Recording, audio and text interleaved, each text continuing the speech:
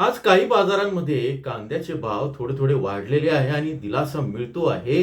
त्याचप्रमाणे संध्याकाळ होत असताना आणखी एक चांगली बातमी आलेली आहे. ती म्हणजे कांद्याची निर्यात आता अचानक बंद करता येणार नाही गव्हर्नमेंटला. या संदर्भात मुंबई उच्च न्यायालयाने काही आदेश दिलेले आहेत. हे आदेश काय आहे आणि एकूण ही केस काय होती ते बघूया. त्यातून तुमच्या कांद्याच्या बाजारभावाला कसा दिलासा मिळणार आहे आणि निर्यातीमध्ये त्याचा कसा फायदा होणार, भाववाढीच्या संदर्भात त्याचे काय लाभ होणार, हे सगळं आपण जाणून घेऊ. व्हिडिओ शेवटपर्यंत बघा. नमस्कार. ॲग्रो शिवारमध्ये आपल्या सर्वांचं स्वागत आहे. आज आहे सोमवार 3 ऑगस्ट 2026.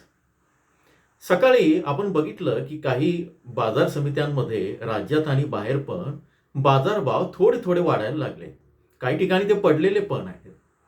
पण एकूणच कांद्याच्या बाजारानं आता एक एक पायरी चढायला सुरुवात केली आहे.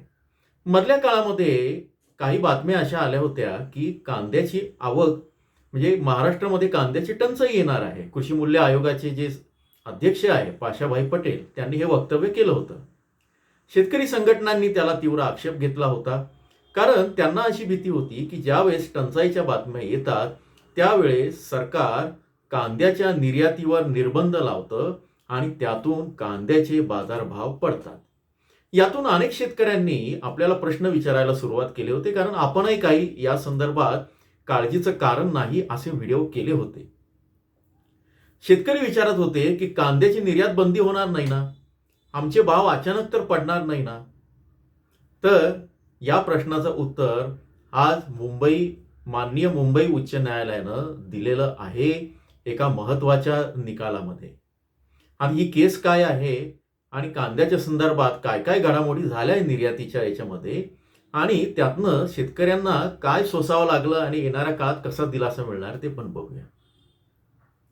अचानकपणे गव्हर्नमेंट काय करतं की निवडणुका आल्या की मतं मिळण्यासाठी किंवा स्वतःच्या फेवरमध्ये ज्या काही गोष्टी फायद्याच्या असतात त्या सगळ्या करण्यासाठी शेतमालाचे भाव नियंत्रणात ठेवतं. याच्यासाठी वेगवेगळे मार्ग असतात. त्यापैकी एक मार्ग म्हणजे निर्यात बंदी करणं, निर्यातीवर निर्बंध आणणं. 2023 मध्ये असंच घडलेलं होतं. कांद्याचे जे बाजारभाव होते 2000 रुपयावरनं ते ऑक्टोबर येईपर्यंत 4000 पर्यंत पोहोचले होते. आणि एक फटकारा मारला शाईचा आणि सहीचा आणि त्या निर्णयानंतर दुसऱ्याच आठवड्यात कांद्याचे बाजारभाव कोसळले. शेतकऱ्यांचं ज्या अपेक्षेनं कांदा घेऊन गेले होते, कधी नव्हे तो कांद्याचे बाजारभाव त्यांना चांगला मिळत होता, त्या सगळ्या आशा आकांक्षांवर पाणी फिरलं गेलं. आता या सगळ्या विरोधात नंतर मग कांद्याच्या समिती आल्या. त्यांनी सांगितलं की निर्यात बंदी करू नका वगैरे वगैरे वगैरे. हे सगळे जे काही शासकीय गोष्टी त्या सगळ्या झाल्या. त्याच्या बातम्या आम्ही पण सांगितल्या वेगवेगळ्या माध्यमांमधनं, तुम्ही पण वाचल्या. मग निर्यातदार संघटना जी आहे हॉर्टिकल्चर प्रोड्यूस ते एक्सपोर्टर्स असोसिएशन, फलोत्पादन निर्यातदार संघटना जी आहे ते सगळे माननीय मुंबई उच्च न्यायालयात गेले आणि गव्हर्नमेंटच्या या अशा अचानक निर्यात बंदीच्या संदर्भात त्यांनी एक याचिका दाखल केलेली होती. आता प्रतिवादी कोण होते? भारत सरकार, secretary, ministry of commerce and industry and others. आता ही याचिका काय होती? याचिकेचा क्रमांक सांगतो. केसचा क्रमांक WP/9475/2024. सिव्हिल मॅटर होतं. दिवाणी विभागात ही केस चालू होती. न्यायालयानं काय हे दिला की कांद्यासह बागायती उत्पादनांच्या निर्यात धोरणात, इथे बागायती सगळेच आलं, मग कांदा पण आला, द्राक्ष आलं, डाळिंब आलं. केंद्र सरकारने वारंवार केलेले अचानक बदल म्हणजे काय की निर्यात बंदी, किमान निर्यात मूल्य लावणं, निर्यात मूल्य ठरवणं किंवा निर्यात शुल्क लावणं, या विरोधात निर्यातदार संघटनांनी मुंबई उच्च न्यायालयात ही याचिका दाखल केली होती. रीट याचिका होती. आज जो निकाल दिलाय दुपारी, याची अंतिम कॉपी अजून मिळायची आहे. पण त्याची जी माहिती आपल्याला कांदा निर्यातदार संघटनेचे जे उपाध्यक्ष आहेत विकास सिंग, त्यांनी आपल्यासोबत ती शेअर केलेली आहे. अधिकृत माहिती आहे. तो निकाल जो आलाय तो मी तुम्हाला त्याचा काय मतितार्थ आहे ते सांगतो. मुंबई उच्च न्यायालयानं कांदा निर्यात धोरणातील बदलांपूर्वी निर्यातदार संघटनेचे मत विचारात घेण्याचे निर्देश आता डीजीएफटीला दिलेले आहेत. त्यामुळे काय होणार की भविष्यामध्ये धोरणात्मक निर्णय प्रक्रियेत म्हणजे काय की अचानक निर्यात बंदी करणं, निर्यात शुल्क वाढवणं, या सगळ्या याच्यामध्ये निर्यातदार संघटनेचं म्हणणं ऐकावं लागेल, त्याचा मार्ग मोकळा झालेला आहे. थोडक्यात काय, रात्री 12ला अचानक निर्यात बंदी करता येणार नाही. तुम्हाला निर्यातदार संघटनेचं म्हणणं ऐकावं लागेल, त्यांची बाजू विचारात घ्यावं लागेल.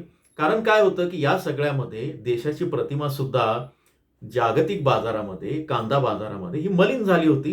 कारण निर्यात बंदी झाली आणि अचानक जे वायदे केलेले असतात, पैसे घेऊन ठेवलेले असतात, ॲडव्हान्स घेतलेले असतात, या सगळ्यांवर कुठेतरी बंधनं येतात आणि त्यातून आपली प्रतिमा आणि निर्यातदारांची आणि एकूणच भारतीय कांद्याची प्रतिमा खराब झाली आणि त्याचा फटका अगदी बांगलादेशनं त्यांचं उत्पादन वाढवलं, श्रीलंका हळूहळू कांदा वाढवतोय, मलेशियामध्ये सुद्धा कांदा लागवड करायला सुरुवात झाली आहे. इतकंच काय, ज्या वाळवंटामध्ये खजुराशिवाय दुसरं काही पिकायचं नाही, त्या दुबई आणि आखाती देशांमध्ये सुद्धा कांदा लागवडीचे प्रयोग करताय आणि ते प्रयोग करण्यासाठी जे मजूर लागतात ते युपी बिहारमधनं घेऊन जात आहे. तर या सगळ्या याच्यामध्ये हा एक मोठा दिलासा आहे. याचा अंतिम निर्णय जे आहे, न्यायालयाची अंतिम कॉपी माझ्याकडे अजून आलेली नाही. ती काय सांगते म्हणजे निर्यातीवर बंदी आणण्यासाठी कायमचा बॅन आहे का किंवा आणखी काय आहे ते आपल्याला कळेल. पण निर्यातीच्या बंदीचा हा खेळ नक्की कसा खेळला जातो आणि त्यानं शेतकऱ्यांचं काय नुकसान होतं ते मी आता तुम्हाला आकडेवारी सांगतो. दिनांक 19 ऑगस्ट 2023 शेतकऱ्यांना असं वाटत होतं की कांद्याचे भाव वाढायला लागले होते. 19 ऑगस्ट 2023चा जेव्हा आला तेव्हा लासलगाव मार्केटमध्ये किंवा नाशिक जिल्ह्यामध्ये कांद्याचे बाजारभाव आठवड्याच्या तुलनेत 10% वाढलेले होते. पण इथे काय झालं, अचानक कांदा निर्यातीवर 40% शुल्क लागू केलं आणि 19 ऑगस्ट 23 पासून हे झालं. त्याचा परिणाम काय झाला, निर्यात कमी व्हायला लागली. देशांतर्गत पुरवठा वाढवण्याचा प्रयत्न होता. पण यावेळेस लासलगावचा बाजारभाव होता 2170 रुपये सरासरी आणि तो अगदीच 2-3 दिवसामध्ये पडला आणि तो 50 रुपये झाला. मात्र दर टिकून राहिले आणि पुढे कांद्याची आवकच इतकी कमी होती की ते दर परत वाढले. तर किती वाढले, तर ते 3000-4000 रुपयापर्यंत गेले. हे सरकारला कुठेतरी पाहवलं नाही किंवा त्यांना काय कोणी चुकीची माहिती दिली आणि त्यांनी 28 ऑक्टोबर 2023 मध्ये निर्यात दर जे आहे म्हणजे $800 प्रति मेट्रिक टन या भावानेच तुम्ही निर्यात करायची असं एक बंधन आणलं. 29 ऑक्टोबर 2023 पासून ही निर्यात शुल्क वाढीची गोष्ट लागू झाली आणि याचा उपयोग काय झाला, तर सुरुवातीला ही जी शुल्क वाढ होती 31 डिसेंबर 2023 पर्यंत होती. यामुळे निर्यातीला जो कांदा होता आंतरराष्ट्रीय बाजारात महाग झाला, प्रचंड महाग झाला आणि भारतीय कांदा तिथं कमी पडल्यामुळे आपलं क्रेडिट गेलं, आपली निर्यात कमी झाली आणि त्याचा परिणाम कांद्याचे बाजारभाव किती कमी व्हावे. या काळामध्ये म्हणजे ऑक्टोबरच्या शेवटच्या आठवड्यामध्ये कांद्याचे बाजारभाव मी लासलगाव बाजार समितीचं घेतोय 4080 रुपये सरासरी दर होता. त्यानंतर 2च दिवसामध्ये 18% तो घसरला आणि 3300 रुपये झाला. त्यानंतर तो आणखी कमी झाला म्हणजे 4,500 रुपयापर्यंत गेलेले दर एकदम 3000 पर्यंत रिव्हर्स झाले. आता एवढं करून गव्हर्नमेंट थांबलं का, तर नाही. 8 डिसेंबर 2023 मध्ये त्यांनी काय केलं की निवडणुका जवळ होत्या लोकसभेच्या, त्यांना भीती होती की आपण काय आपलं नुकसान होते की काय असं सांगतात, असे शेतकऱ्यांचे आरोप आहेत.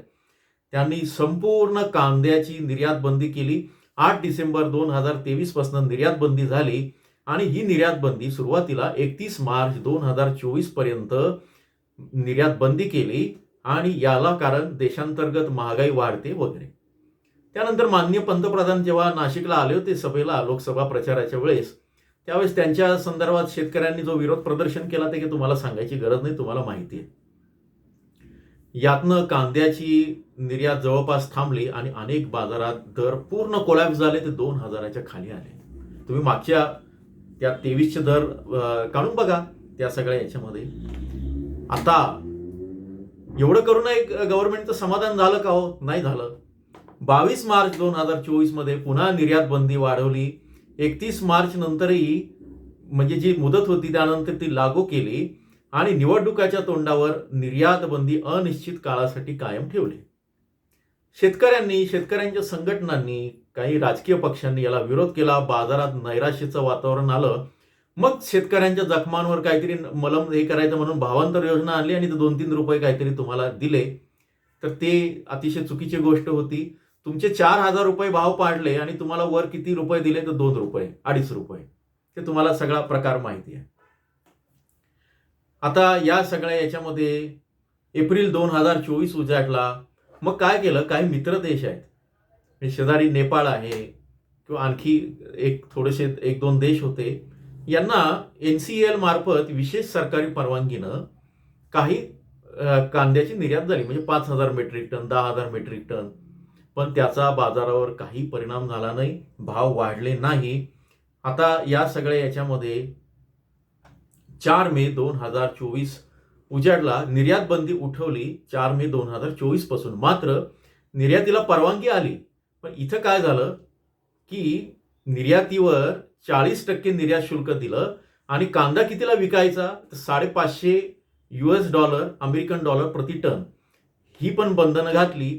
त्यामुळे निर्यात हळूहळू चालना सुरू झाली. पण बाजारभावांना काही प्रमाणात आधार मिळाला.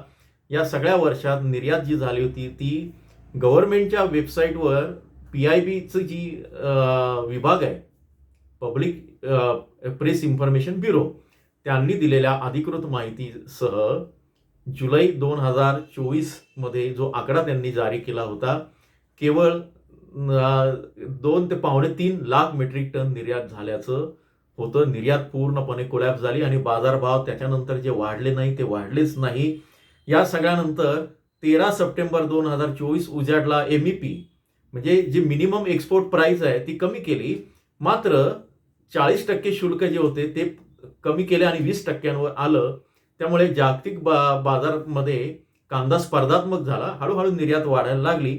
मार्च 2025 आल्यानंतर 1 एप्रिल 2025 पासून निर्यात शुल्क हटवले, निर्यात बंदी हटवली आणि त्याच्यानंतर कुठे मग जी निर्यात झाली त्याला चालना मिळाली. ही सगळं या पद्धतीचं होत होतं आणि त्याचा बाजारावर परिणाम होत होता. लक्षात घ्या, निर्यातीची क्वांटिटी किती आहे आपल्या सगळ्या कांद्याच्या प्रमाणात. 300 लाख मेट्रिक टन कांदा होतो आणि निर्यात होते साधारण 10 ते 15 लाख मेट्रिक टन. एका वर्षी ती झाली होती 23-24 मध्ये 25 लाख मेट्रिक टन. म्हणजे थोडक्यात ही निर्यात सगळ्या देशाच्या उत्पादनाच्या 7 ते 10% या दरम्यान आहे. नंतर ती कमी होऊन अगदीच 5%वर आली. खरं तर या 5%चा कांद्याचे बाजारभाव कमी व्हायला, परिणाम व्हायला नको. पण कांद्याचा बाजार हा शेअर मार्केट प्रमाणे भावनांवर आणि बातम्यांवर चालतो. काहीतरी अफवा सोडल्या, बातम्या सोडल्या, भावना कोणाच्या काही त्यामध्ये अडकल्या की बाजारभाव वाढतात आणि पडतात सुद्धा. तर या सगळ्या याच्यातनं आता मात्र शेतकऱ्यांना दिलासा मिळणार आहे. आता तुम्ही जर मला विचारलात की कांद्याची निर्यात बंदी होईल का, कांदा संपलाय, एकही कांदा नाहीये, तर तातडीनं निर्यात बंदी होणार नाही. मुंबई हायकोर्टाने आदेश दिलेले आहेत.